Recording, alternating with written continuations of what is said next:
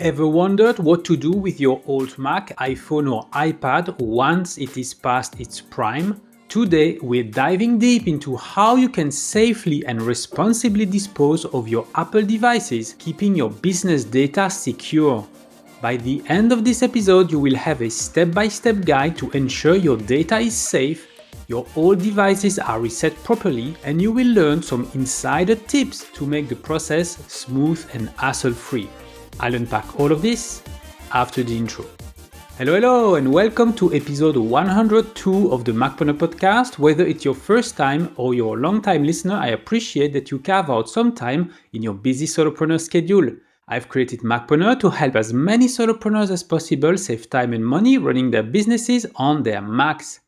Now, in order to give you the most relevant Mac productivity tips and information, I need to know how well you're currently dealing with the 3 killers of Mac productivity, namely unnecessary clicks, repetitive typing, and file clutter.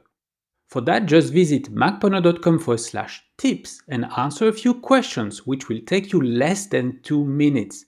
After submitting your answers, you will receive personalized time-saving tips based on your results. Once again, visit macpreneur.com/tips and start boosting your efficiency today. Apple devices are known for their longevity, but there comes a time when they no longer receive security updates. And for solopreneurs, this is a big risk, especially if the device holds business-related data. And the challenge is how to properly dispose of these devices while ensuring that all your personal and business information is wiped clean.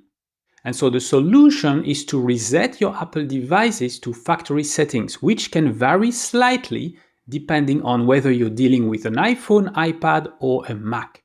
So we'll walk through the process step by step, ensuring that you cover all bases from backups to the final reset. This episode is split in 3 parts. We will start with iPhones and iPads, then cover newer Macs and in practice most Macs released since 2018, then finally older Macs, most of them released before 2018, as well as the 2019 iMac. Okay, iPhones and iPads are the easiest to deal with, but before resetting an iPhone or iPad, I recommend manually triggering a last iCloud backup and also making a local backup on a Mac or a Windows PC. Why the local backup? Because the terms of service of iCloud states that iCloud backups are kept for a maximum of 180 days after it's turned off.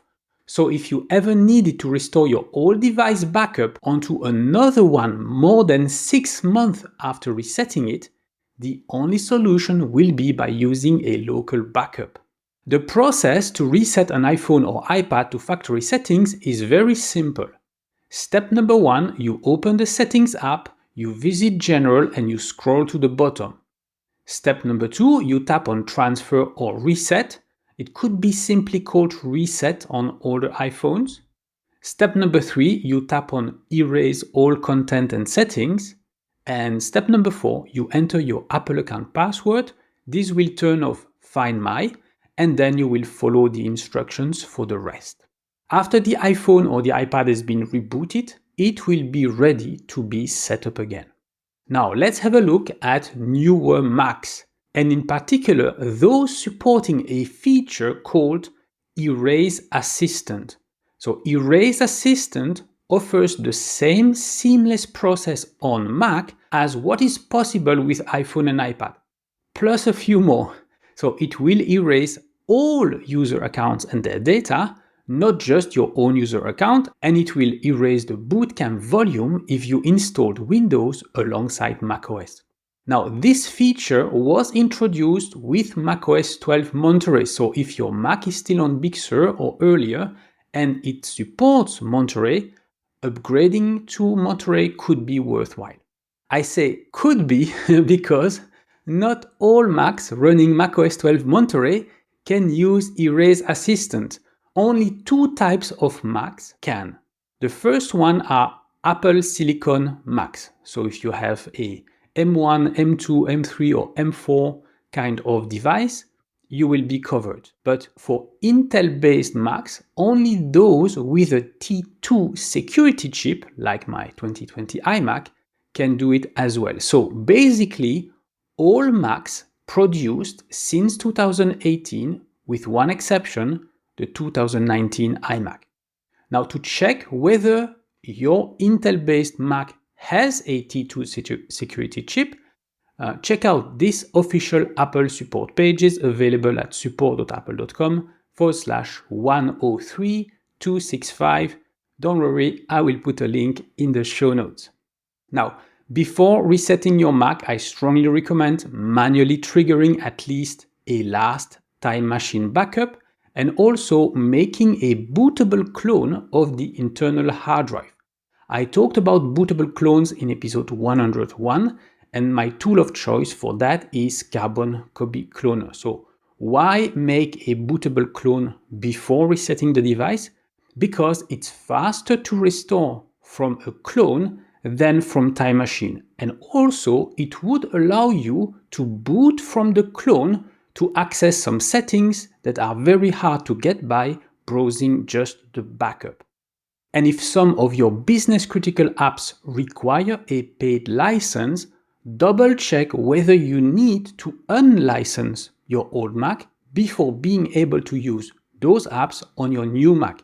In some cases, the number of devices that can be licensed is limited, so by removing the license now, it can prevent issues down the road. And this is one of the reasons why I've started using Setup. In case you don't know, Setup, it's a subscription service that gives access to a catalog of more than 240 Mac apps. The base plan covers one Mac, the intermediate plan covers one Mac and 4 iOS devices, and the plan that I have, called Power User, covers 4 Macs and 4 iOS devices. What is great is that I don't have to worry about software licenses anymore, as everything is handled under a single subscription. And even if one of my devices dies on me, I can simply log into the Setup admin panel and disconnect the dead device remotely. It's super quick and easy. Normally, you can only try Setup for free for 7 days, but if you use the promo code Macpreneur at sign up, the free trial period is extended to 30 days. Now, to get this special bonus at no cost to you, just visit macpreneur.com/setup, SETAPP in one word. And you will see that the promo code Macpreneur will be pre-filled for you. Just click on the continue button, then create a setup account using either your Apple ID, your Google account, or by submitting your name, email address, and the password of your choice. Once again, visit macpreneur.com/setup to start streamlining how you manage your software licenses today. The process to reset a Mac supporting Erase Assistant is pretty straightforward. On macOS 12 Monterey, the first step is to click on the Apple menu, then on System Preferences. Step 2, click on the System Preferences menu at the top. Step number 3, click on Erase All Content and Settings, same wording as with the iPhone and the iPad. And step number 4, enter your administrator account password. After that, you will review what will get erased and then click on Continue and follow the instructions. On macOS 13 Ventura or later, the first step is again to click on the Apple menu, but then you will go to System Settings. Step number 2, you will click on General in the sidebar, and step number 3, you will click on Transfer or Reset. Step number 4, you click on Erase All Content and Settings. Step number 5, you enter your administrator account password. And then step 6, you review what will get erased, you click on Continue, and then you follow the instructions. After rebooting, your Mac will be ready to be configured as new. Now, in some cases, Erase Assistant might tell you that it cannot do its job, and in that case, you will need to follow the same process as for Macs that don't support Erase Assistant, which means Macs released before 2018 as well as the 2019 iMac. Same thing, make a last time machine backup, a bootable clone of your internal drive, and then unlicense your business critical apps before doing anything else. The process here has two main phases. Phase number one needs to be done by logging into each of the Mac's user accounts. And phase number two requires rebooting into macOS recovery. The goal of phase one is to remove all ties to iCloud and other Apple services. So if your Mac is running macOS 10.14 Mojave or earlier, you will launch iTunes, then visit the account menu at the top, then authorizations, and then you will click on deauthorize this computer. You will need to enter your Apple ID and password. Next step, sign out of iCloud by visiting System Settings or System Preferences, then your Apple ID if your Mac is running macOS 10.15 Catalina or later, or you click on the iCloud option for macOS 10.14 Mojave or earlier. Next step, you sign out of iMessage by opening the Messages app, then you use the keyboard shortcut Command, to open the Preferences pane, then you will click on the iMessage tab at the top, and then you will click on Sign Out. Enter your administrator account password to validate. Now, if you plan to keep any Bluetooth accessory for your new Mac, like a keyboard or a mouse, and the old Mac would stay close by after being reset, it's best to manually unpair those Bluetooth devices. Obviously, if you have a desktop Mac and you need to unpair the keyboard and the mouse or the trackpad, then it's best to do that operation from a wired keyboard or a wired mouse. Otherwise, you won't be able to use your Mac and finish the rest of the procedure. And then what you will do is repeat all those steps for all user accounts configured on that Mac. Now, the goal of phase 2 is to completely erase the internal hard drive, then reinstall a fresh copy of macOS. So you will start by shutting down your Mac, then reboot into macOS recovery, which I covered in episode 101. So the process is slightly different depending on whether you have an Apple Silicon Mac or an Intel-based one, but I will put all the links in the show notes and I recommend to watch or check episode 101 for the procedure.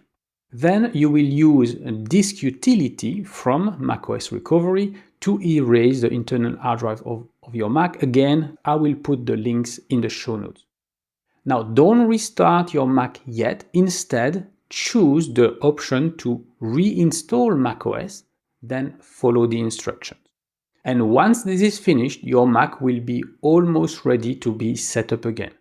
If you have an Intel-based Mac, you will need to clear user settings from memory and restore some security features. This is done by resetting what is called NVRAM for non-volatile RAM. To do that, shut down your Mac, turn it on again, then immediately press and hold 4 keys together. So Option, Command, P and R. Wait for about 20 seconds before releasing those 4 keys, during which time the Mac will reboot more than once, including make the startup sound. So it's normal if you hear the startup sound once or twice. Just count slowly to 20, then release the 4 keys. As you have noticed, this process is much more complicated than with Erase Assistant, which is why it's best, in my opinion, to upgrade a compatible Mac to macOS 12 Monterey or later after the backup and cloning and before resetting the device. Before concluding this episode, there's one more thing I like to mention. On top of making sure that no one can access data from your old Apple device, especially those stuck at older versions of iOS or macOS, keeping it linked to iCloud could prevent you from activating newer security features like advanced data protection, for instance. And the same applies for newer productivity features in tools like Reminders or Apple Notes, because those are usually not backward compatible. So to recap, disposing of your old Apple devices safely involves backing up your data, resetting them to factory settings, and ensuring that you have removed all personal data and licenses. By following these steps, you can upgrade your device with peace of mind, knowing that your sensitive business information is secure. In the comments below, please share your main takeaway from this episode, and if not done yet, please subscribe to my channel so you will automatically get more helpful tips on how to run your business on your Mac. So that's it for today. In the next episode, I will discuss how to protect your online accounts. So make sure to subscribe or follow this podcast to get it automatically next week. And until next time, I'm Damien Schreus, wishing you a great day.